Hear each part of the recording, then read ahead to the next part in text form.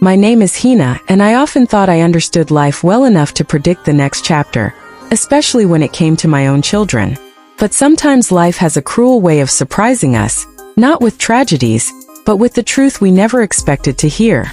The kind of truth that hits your chest like a stone, leaving behind a shock you can neither swallow nor forget. I never imagined that a simple, harmless question would turn everything upside down. A question I had asked 100 times before, with a smile, with teasing, with hope, with the love of a mother waiting for her son to step into a new phase of his life. But this time when I casually asked, "So when is the wedding?" the answer I received was not just unexpected. It changed my entire understanding of what had been happening around me for months. But before I tell you about that moment, I need to begin much earlier, because families don't break or shift suddenly. The truth doesn't fall from the sky without warning. It begins with a whisper, a hint, a shadow of something we don't fully see. And in my case, all the signs had been there, I just didn't want to admit it. My son Ahmed had always been different from my other children. He was quieter, more thoughtful, more observant.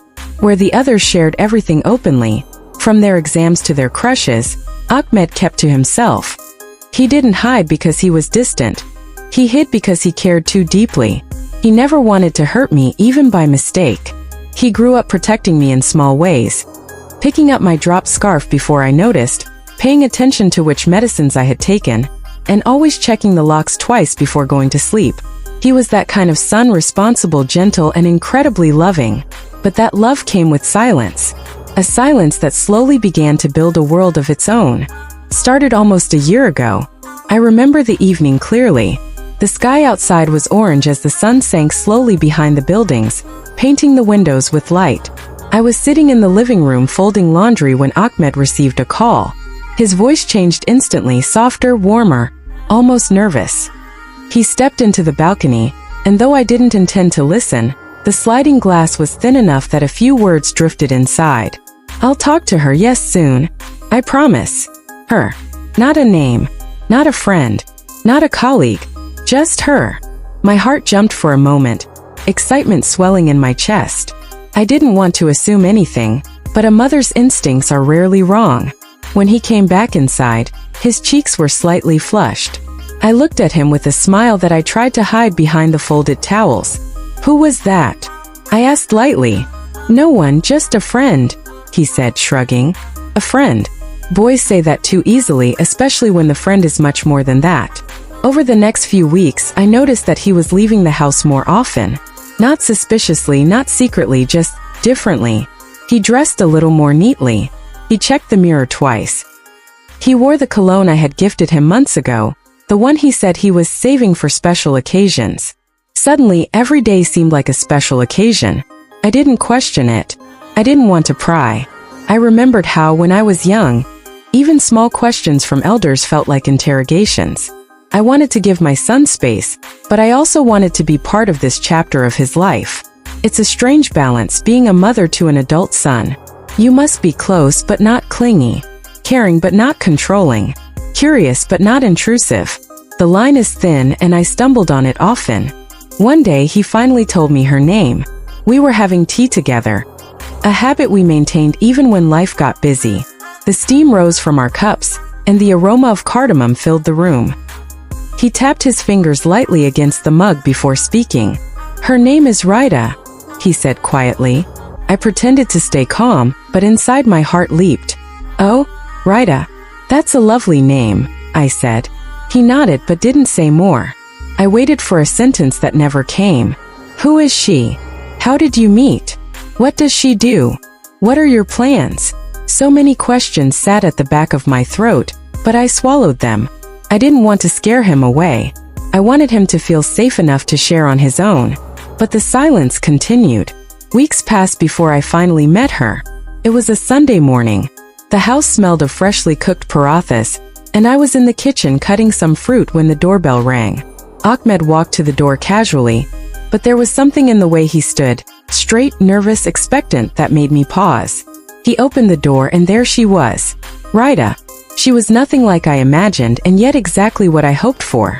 She was dressed simply, in a soft pastel outfit, her hair tied loosely. She had calm eyes that did not demand attention but held it quietly. She smiled politely, and her voice was soft when she greeted me. I invited her in, and though she tried to keep to herself, I could sense her discomfort.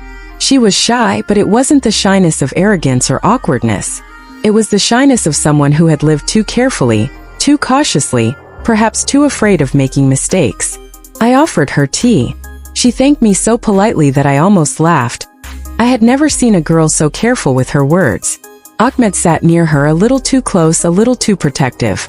I noticed the way he looked at her when she wasn't watching, like she was something fragile, precious, and irreplaceable. My heart softened instantly. After she left that day, I wanted to ask 1,000 questions, but Ahmed didn't let me. He simply said, "She's important to me, Mom." And the finality in his tone told me not to push. Life continued like this for months. Quiet meetings, soft smiles, hidden emotions. I knew they cared about each other deeply, maybe even more than they were willing to admit. I waited patiently for him to tell me more. Perhaps that he wanted to marry her, that he was ready to take the next step, that he wanted my blessings. Mothers live for these moments. But he remained silent. Then one afternoon everything changed. It was an ordinary day, painfully ordinary. The sky was clear, the house quiet. Ahmed called me around evening and said Rida was coming over, and he wanted me to be home.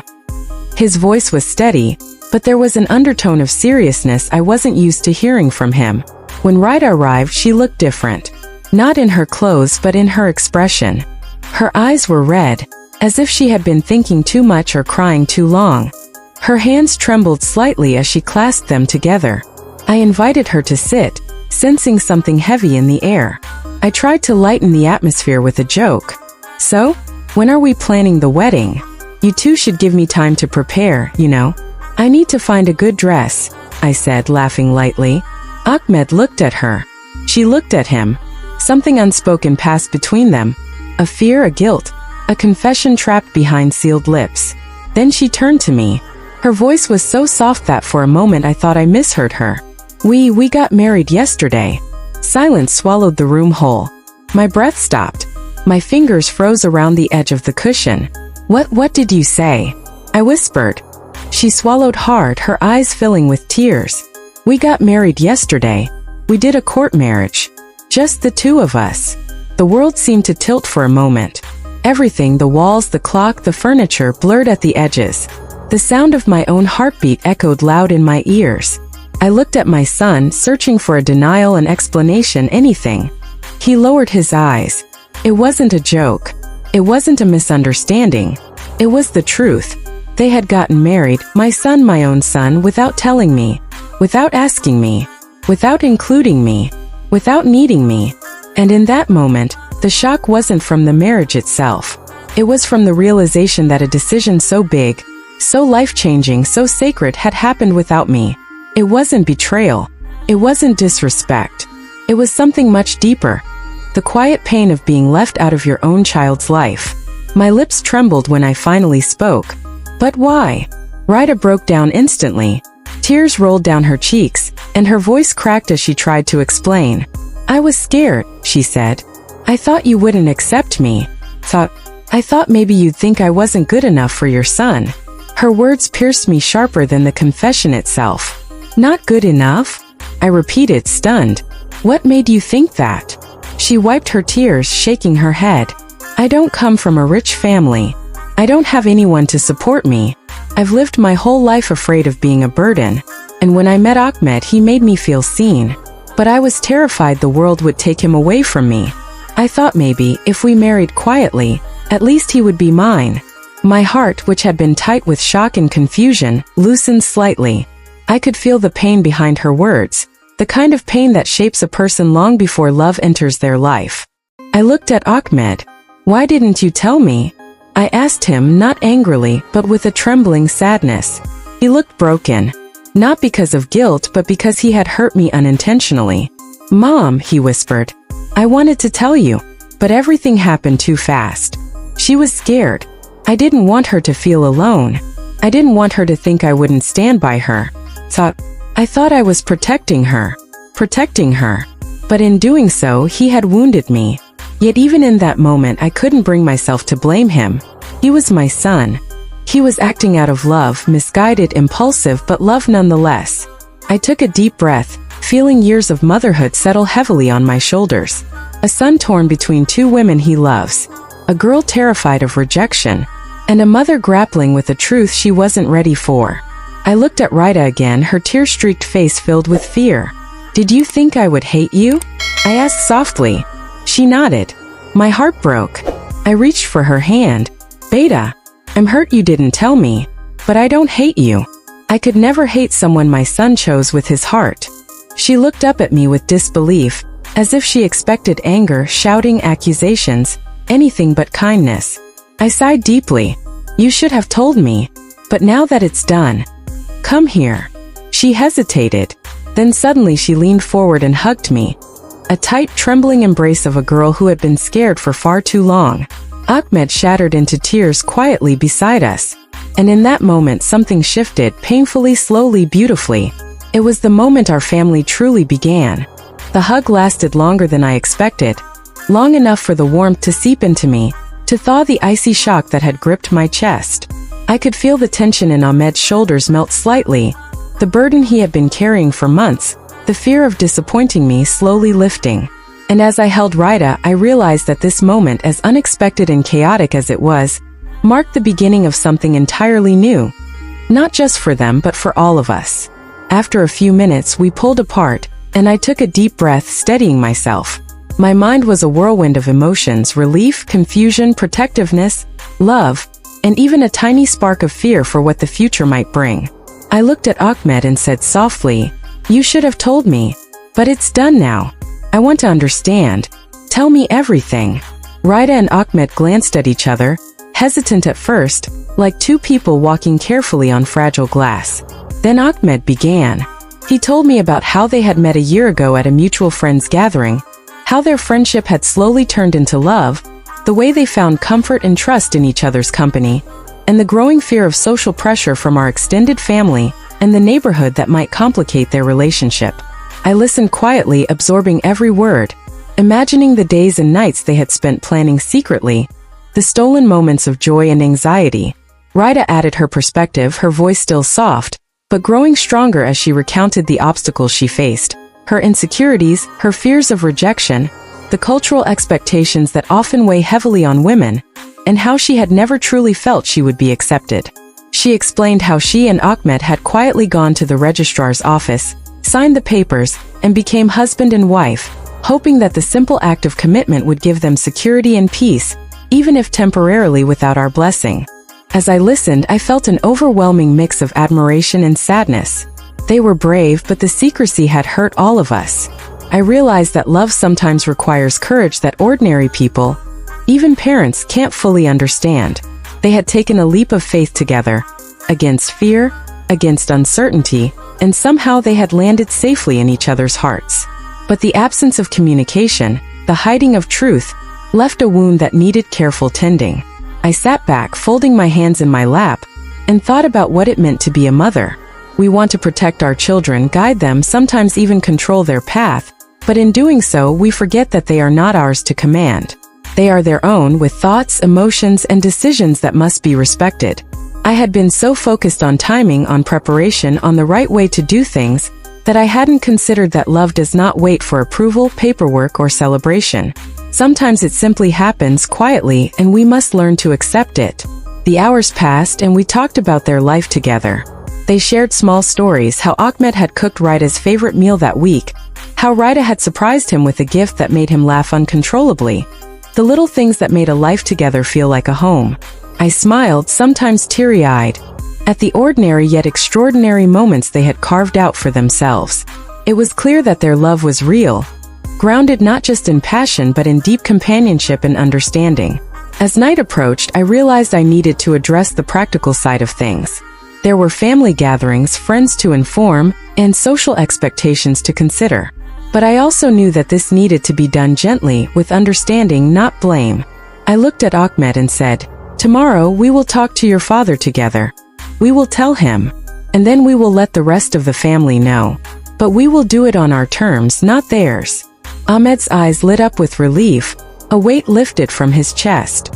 Rita held my hand, and I could feel her gratitude and trust in my touch. The next morning, the tension in our household was palpable but less frightening. Ahmed's father was away on business, giving us the space we needed to prepare. I spent the morning making tea, baking some pastries, and creating an environment that was calm and supportive. I wanted them to know that although their choices had startled me, I was not an enemy, and our home would remain a place of love and acceptance. When Ahmed's father returned, we gathered in the living room. I could see the surprise in his eyes before any words were spoken. I took a deep breath and explained everything. I told him how they had met, how their love had grown, why they had chosen to marry quietly, and what had driven their decision. I emphasized their love and the courage it took to make such a choice together.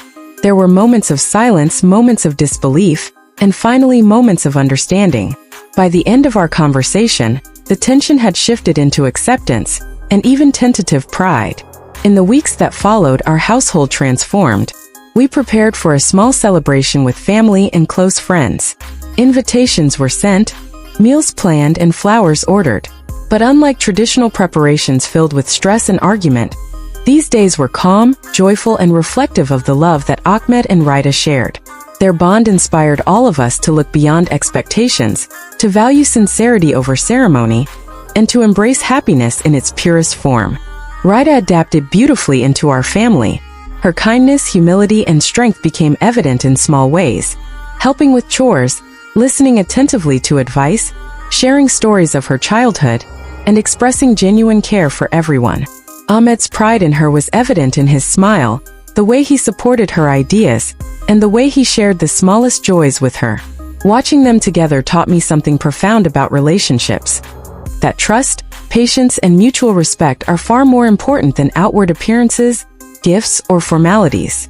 Months passed, and life settled into a new rhythm. We laughed more, argued less, and celebrated more genuinely. Family gatherings were no longer filled with tension over societal expectations. They became occasions to honor love, courage, and togetherness. Ahmed and Raida's story became a subtle reminder to everyone around us that life does not always follow the expected path. But happiness is possible when people act from the heart. Looking back, I realized that the question I had innocently asked, "When is the wedding?" was never really about dates or ceremonies. It was about inclusion, love, and connection. Their answer, shocking as it was, taught me lessons I could never have learned otherwise. That love sometimes moves ahead of tradition, that courage is not the absence of fear, and that family is not defined by rules but by acceptance and understanding. What I initially perceived as secrecy became a story of bravery, devotion, and commitment. And in the quiet moments when I watch them together, I am proud. Proud not because they conformed to expectations, but because they forged a path with honesty, courage, and a love that is strong enough to withstand any challenge. Life continued to unfold in ways I had never anticipated. Each day I discovered something new about both Ahmed and Raida. Their habits, their quirks, their fears, and their hopes. Simple things like how Raida would carefully organize the kitchen cupboards just so, or how Ahmed hummed softly while reading late at night, became moments of quiet joy for me. Observing them together, I realized that love is not always a dramatic spectacle. Sometimes it is in the mundane, in shared laughter, and in the comfort of knowing someone is quietly supporting you every day. Their marriage had begun quietly, but it was slowly weaving itself into the fabric of our family, leaving threads of trust, warmth, and affection in its wake. I also noticed how Raida and Ahmed handled small disagreements. Unlike many young couples who would argue loudly or hold grudges, they talked calmly, listened attentively, and sought solutions together. I remember one evening when Ahmed had accidentally forgotten to pay a bill. Raida had gently reminded him, not with anger but with humor. "Are you trying to keep the lights romantically dim tonight?" she teased. Ahmed laughed and promised to fix it immediately. I watched from the doorway, smiling, feeling a sense of relief. They weren't perfect, but they were learning, growing, and most importantly, respecting each other. Family gatherings became a different experience altogether. Initially, some relatives were skeptical, questioning the timing of the marriage and the lack of a traditional ceremony. But Ahmed and Raida's composure, honesty, and love gradually won them over. People noticed that Raida was not just another girl in the family. She was someone who had come into our lives with dignity, humility, and a heart full of sincerity. Her presence was soothing, her laughter infectious, and her thoughtfulness apparent in the smallest gestures. It wasn't long before even the most conservative relatives began to admire her courage and the strength of her bond with Ahmed. Through it all, I learned lessons that reshaped my understanding of motherhood. I had spent so many years trying to protect Ahmed from pain, from mistakes, from the world itself. But this experience taught me that my role was not to shield him from life's uncertainties, but to guide him, support him, and most importantly, trust him to make his own decisions. Watching him navigate his marriage with patience, love, and responsibility gave me a profound sense of pride. It was a reminder that children, no matter how much we want to protect them, must find their own path, and our role is to stand beside them, not in front of them. As the months passed, Ahmed and Rida's love grew stronger. They faced challenges, of course, work pressures, financial responsibilities, and social expectations, but they faced them together. I saw the way Ahmed's eyes lit up whenever Rida walked into the room, the way Rida would quietly support him during stressful times, and the subtle ways they communicated without words. Their partnership was a testament to the idea that true love is not just about romance. It is about trust, respect, and the unwavering commitment to stand together, no matter what life throws your way. One day, I found Rida sitting alone on the balcony, looking thoughtfully at the sky. I joined her and we talked quietly, sharing stories of our pasts, our fears, and our dreams. She spoke of the moments when she had felt uncertain about being accepted, of the nights when she had worried about disappointing us, and of the deep love she felt for Ahmed. I listened, offering reassurance, understanding, and warmth. By the end of our conversation, I realized that she was no longer just my daughter-in-law. She had become my friend, someone I could confide in, someone I could rely on. Ahmed's father also grew to respect their relationship more deeply.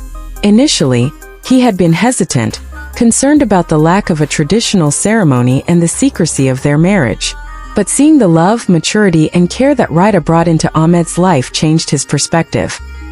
He began to include her in family decisions, sought her opinions, and gradually embraced her as an integral part of the family. Their union, once viewed with skepticism, had become a source of joy and inspiration for all of us. The turning point came when we decided to host a small celebration to formally acknowledge their marriage. It was a simple gathering, close relatives, a few friends, and heartfelt conversations. There were no extravagant decorations or grandiose events. Instead, there was laughter, storytelling, and a shared sense of happiness. Watching Ahmed and Rida interact with everyone, supporting each other, and radiating genuine joy, I felt an overwhelming sense of fulfillment.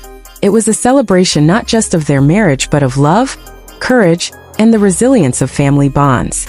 Over time, I noticed subtle changes in our household. The atmosphere was lighter, filled with laughter and warmth. We had learned to communicate more openly, to share our feelings without fear, and to embrace each other's imperfections. Rida's presence brought a new sense of balance and harmony, and Ahmed's dedication to their marriage strengthened our family's foundation. Together, they taught us all that love is not confined by rules, ceremonies, or societal expectations. It is defined by the choices we make, the sacrifices we endure, and the commitment to stand by each other through thick and thin. There were challenges, of course. Some relatives took longer to accept the unconventional path they had chosen. There were whispers, questions, and occasional judgmental looks. But Ahmed and Rida remained steadfast, never allowing external pressures to influence their bond. They handled criticism with grace, responded with honesty, and continued to nurture their love with patience and understanding. Their courage inspired not only me but everyone who witnessed their journey. As time passed, I found myself reflecting on the lessons this experience had taught me. I realized that love in its truest form is patient, selfless, and resilient. It requires trust, communication, and the willingness to embrace uncertainty. It cannot be measured by ceremonies, social approval, or material displays. Ahmed and Rida's story reminded me that the heart often knows what is right long before the mind catches up, and that courage sometimes means making difficult decisions, even when the world may not understand. One evening, as I watched them sit together in the garden, talking softly and laughing quietly, I felt a profound sense of peace. Their love had survived the challenges, fears, and uncertainties that had once seemed insurmountable. It had grown stronger, deeper and more meaningful with each passing day. And in that moment, I understood that our family had not just accepted a marriage. We had embraced a new way of living, loving, and supporting each other. Life continued, not without its ups and downs, but with a sense of resilience and unity that I had never experienced before. Ahmed and Rida faced each challenge with determination, empathy, and unwavering commitment. Their relationship became a model for all of us, a reminder that true love is not about perfection but about perseverance, understanding, and shared growth. Looking back on the day Rida revealed that they had married, I realized that the shock I felt was only temporary. The lessons, the growth, and the love that emerged from that moment have shaped our lives in ways I could never have imagined.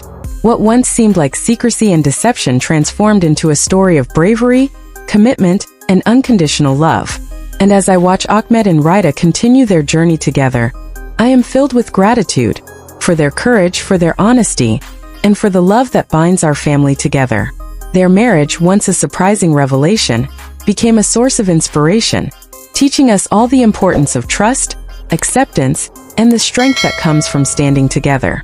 It showed us that life does not always follow a predictable path, but happiness, connection, and fulfillment are possible when we act with integrity, empathy, and love.